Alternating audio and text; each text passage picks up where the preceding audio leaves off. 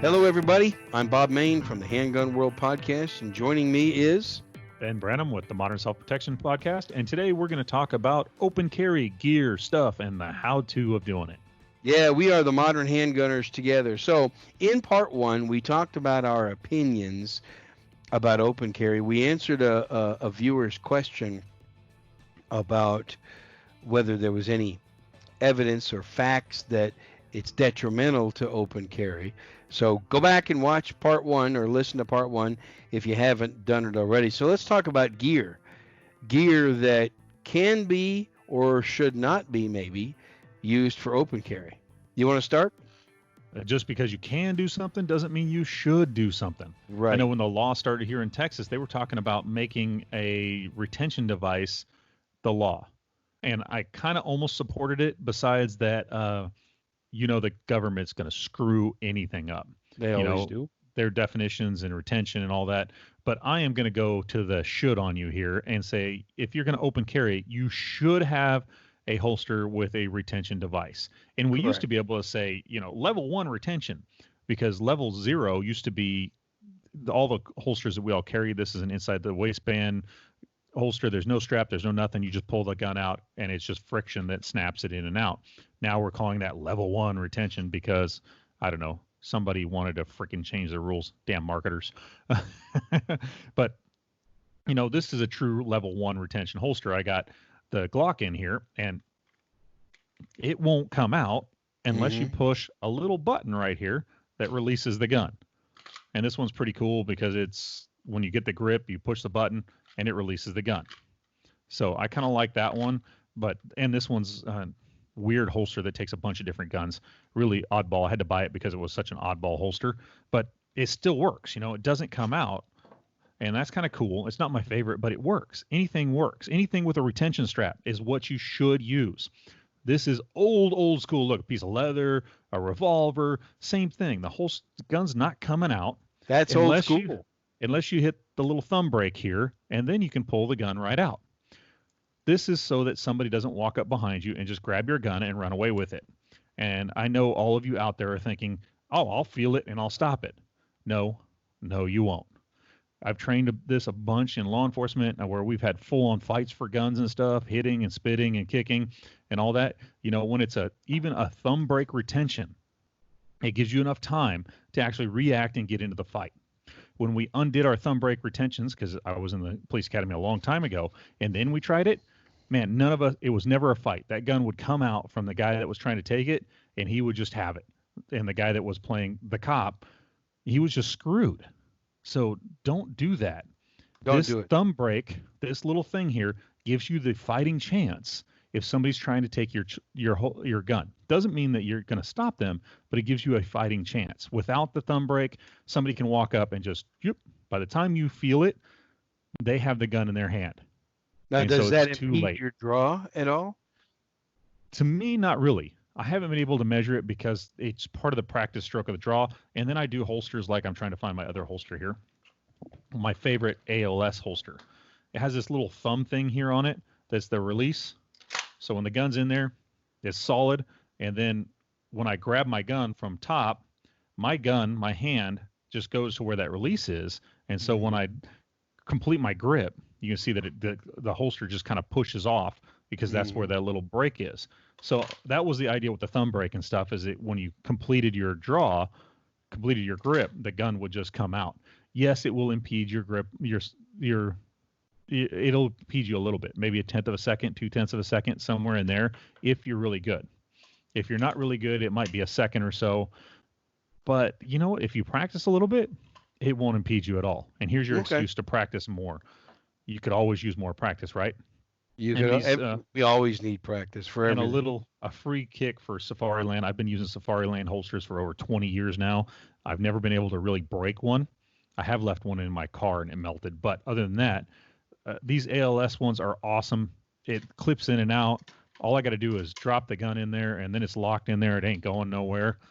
So I like that. It's called the automatic locking system, and they make these. This one's actually got the cheap holster on it, which is the injection molded part right here, super cheap.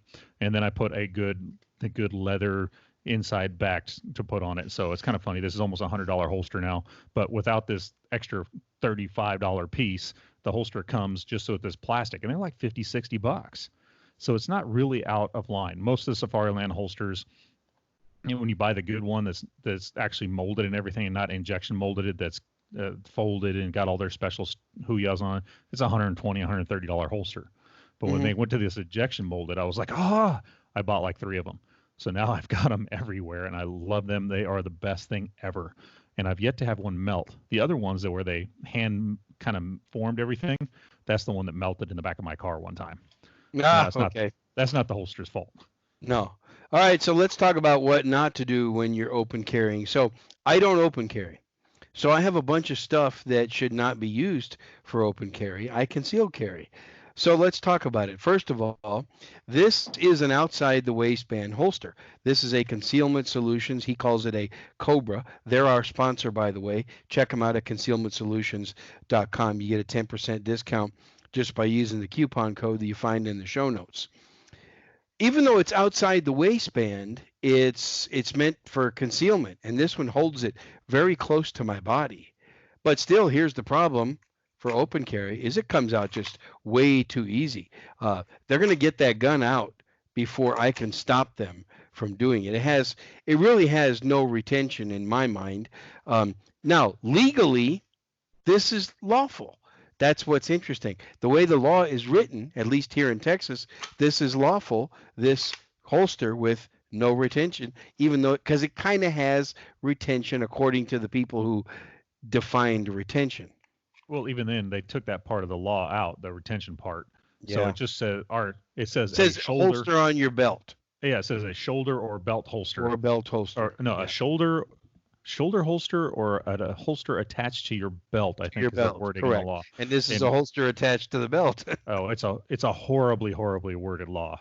I love the idea of open carrying and the more of our rights, but Texas, a lot of states I think have messed up that. Yeah. It's the one I know because I live here in Texas, and I'm sure that half of the states have just messed up the wording, and that's on Texas too. So the other one we're going to talk about is the thigh holster or the tactical holster or so here's why we're going to talk about that. We're going to talk about it because, as I mentioned in part 1, and again, please make sure you watch part 1. The open carrier I saw last week was using a thigh rig. And I can't remember now if he had retention on that holster or not. But anyway, he was using a thigh rig. He had 2 spare magazines. What do you think of that? I'm super opinionated about the thigh rig. First of all, if you're going to have a thigh rig at all, it should have a retention device on it. You start running around with that thing, and without a retention device, you're going to hit it on something, and you're going to drop your gun. Mm-hmm. I can almost guarantee, I'll bet you lots and lots of money. Ask me how I know, because I've seen it done a bunch. Yeah. When I worked for an armored car company, I wore a thigh rig, but one with a retention device on it. And a lot of people wore ones without them. And my idiot coworkers, I swear, would drop their guns all the time. And I'm like, dude, stop it. Spend another $20, buy a better holster that has a retention device so it doesn't fall out. But yeah, it happened all the time. Even one of the guys in the company that I worked for at the time, they actually quit letting the thigh rig go because somebody dropped their gun, tried to catch it, and shot themselves. So they said, that's it. No more thigh rigs. We're done with those. So done. Yeah. So you got to have a retention device on it. First of all, if you're going to have one, buy one with a retention device. If it doesn't have a retention device, buy a different one. How's that for opinionated? And there's like 30 different models on the market. I love the Safariland ones. I've carried Blackhawk and a bunch of other companies. Safariland is always my go-to like duty style holster. Yeah. But they didn't pay us to advertise that either. No, I got 2 of their holsters sitting on my desk right now, and my go-to rig has a Safariland holster on it. And so, yeah, just that's the one I spent my money on. If you're with Safariland and you want to give me a holster, I'd love to talk to you. Me too. I love your stuff. If you'd like me to advertise your stuff, love to talk to you. But anyways, let's talk about an agreement for that. Yeah. But going on from that, thigh rigs, I don't know what you want to call them. Thigh rigs, drop holsters. I've called them a thigh rig for years. One, they're not half as comfortable as you think they are. The straps always went up to my crotch. They were very uncomfortable. I would continually pull my pants up my pants belt up and my pants leg down, because your pants will droop and then that pants leg comes up. And you start looking like you have high waters. So that's definitely a problem with the thigh rig. But I'll give you the other negative of the thigh rig. I carried that thigh rig for 5 years, 6 years. It makes your leg like 5 inches wider. You will beat that gun on everything. I guarantee you will walk around and you will run into doorways. You will run into chairs. You will run into everything. Because you're not used to it. Yeah, because you've got this much more attached to your leg. And it was really adamant is when I would try to pass people in a doorway or in a hallway or something, I'd rub and then, so one of the secrets that you could do is put your hand on your gun as you're going around, because then you knew where it was. And then that was great until you were going too fast, and then you hit your gun against something with your hand on it and your fingers on it, and you tried to break your finger against the table that you just smashed your gun into with your finger there. So not a perfect solution, but it does work. So the thigh rig was developed for one reason and one reason only: to get that gun to hang lower on your belt so you could wear your kit up. And when kit first came out, instead of having it up here at your collarbone where we all wear it now, it was all worn like starting down here, and it would droop, and everything you put on would be almost at your waist level, and most of them would connect to a belt and everything would be there. So there wasn't enough room to put your holster and your gun there because you had all this other crap on you. So somebody came up with a great idea. What if we just hang the gun lower so that it would clear all the crap? And that's really what the thigh rig was designed for, is so you can wear all the crap on your chest rig and your body armor and that kind of thing, and then have the gun, the pistol, actually sit lower so you can still get to it. And I can tell you, when I was kitted up and stuff, that was a problem. I had to have that drop leg on some of the kit that I wore, especially the one I went to combat with in 2003, because I had just too much crap hanging on me, and there wasn't enough room for the gun. And that was the idea behind the gun, or behind the whole drop leg. And that worked great. Drop leg, yeah. If you need it, that works great.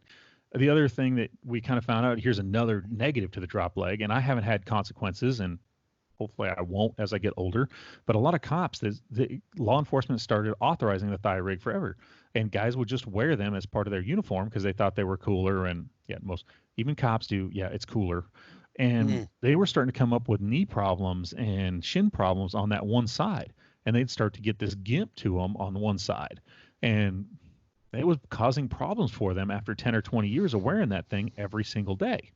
So that became a problem. I kind of think the thigh rig almost outweighs everything, except for, and I'll tell you the truth here, if I had to go back to work for an armored car company, I'd wear the thigh rig again. I love the thigh rig for it. And here's why. If the gun is on my belt and I put my hand on my gun, my elbow is up, I kind of look like this, and I'm looking around, everybody thinks something up. And I look funny, right? On the thigh rig, the gun is way down. My arm is straight. It's along my leg. I just look like I have a funny gimp because my arms aren't swinging correctly. My arms are swinging with my leg instead of opposite my leg like you normally would. And so somebody really had to look twice to figure out what was going on. But I could walk around all day with my hand on my gun, and nobody was really paying attention. Well, that makes I really sense. liked that. To me, working for the armored car company, it really helped me out a lot because I worked in some bad areas. I worked in some good areas. I had a couple attempts on the truck. I had, stuff happen to me. So luckily I never had to shoot anybody, and had to draw my gun on a couple people though, and tell them, get the heck out of here or I'm going to kill you. Bad idea. That worked pretty well. When I stuck my gun in somebody's nose and said, I'm going to kill you, go away. They generally went away. But they changed their mind? Yeah. But I already had my hand on my gun the whole time. Somebody would walk up to me, my hand would be on my gun. I'd be sitting in the back room waiting for somebody, and somebody would walk into the back room that I didn't know, my hand would be on my gun. I would just get to the point where I leaned against a table with my hand on the gun all the time, and that cut my draw time in half or better. So if I had to work for an armored car company again, I'd go back to a thigh rig. Honestly, the last time I was kitted up and working overseas, when I had to carry less stuff because I wasn't really operating, I was base security, so I didn't have to be with all this stuff and be in the woods for 3 or 4 days. I wore everything up high on my chest. All my mag pouches were up here in my kit and everything. And so I wore a normal holster. In fact, where is it? I wore one of these for years out there. And it sits up a little higher, but it was perfect because then I wouldn't hit my gun on everything. It made me a little bit thinner. And when you're my size, being a little bit thinner helps a lot when you're trying to get in and out of Humvees, especially up armor Yeah. Humvees and stuff. If you've never been in a Humvee, that door is like half the size of a normal door. It looks giant, but when you open the door and you try to get in, you're like, who designed this piece of junk? Yeah. Yeah. But Ben, a lot of what you've just been saying, though, it doesn't really apply too much to just regular civilians open carrying out on the street. So let's close this up because we have a couple minutes left. But I think, my personal opinion, we might get some bad comments or bad emails about this. I personally think that open carry is not a great idea. I think it's overrated. I'm with you. I don't do it. But I do have the opinion of you should be able to do it. You should But be able to legally do it if you want to. And if you're going to do it, take the responsibility to do it correctly. Get yourself a Mhm. good retention holster, even if you go old school, and get yourself a retention holster and carry it like that so nobody snatches your gun. And be more aware that you're carrying a gun on the outside of your shirt and everybody knows you're carrying a gun. So pay a little bit more attention to who you're talking to and who wants to come up. Like I said in the very beginning of that story where the guy came up and had a conversation about him and the gun he was carrying before he stole it from him. So yeah, that's kind of crazy, right? I think that's some cojones right there by a bad guy to walk up and start talking to you about your open carry gun and then steal it from you. So Yeah. that's Yeah, my that opinion. is. Take it for what you want, but you know what? If you use my opinion and do what I say, this is horrible to say this, but if you do what I say, it'll make you safer. Good. Good. Now, let's close by talking about this. We have some other real good videos that are very instructional and you can learn a lot. They don't replace training, but they really help you learn how to practice. And where can they find those? Well, you can go to our website, shootersclubmembers.com. That's the membership website me and Bob run. And over there, you'll find a bunch of little 10-minute videos on how to do things, from drawing to team tactics to awareness to giving safety briefs to taking people to the range. All of that is in there so that you can learn to be a better shooter. It's a great supplement to your live fire training. And it's also a great way where you're stuck at home and you can't really get out to the range. It's a great one to supplement a bunch of your training. And it's only $8 a month. It's dirt cheap, or $75 a year. So check it out, shootersclubmembers.com. There's a link down in the show notes so you can go directly there. That's all I've got to say. All I got to say is like our videos, sign up for our videos, do the whole YouTube like it and little bell icon and all that stuff. And it'd be cool if you subscribe to us on YouTube or on your podcast catcher of choice. I can't say that. I cannot say big words today. That's okay. You're forgiven. Ben Branam, thanks for joining us for another episode of Modern Handgunners. Thanks for watching and listening, and we are the Modern Handgunners, and we're out.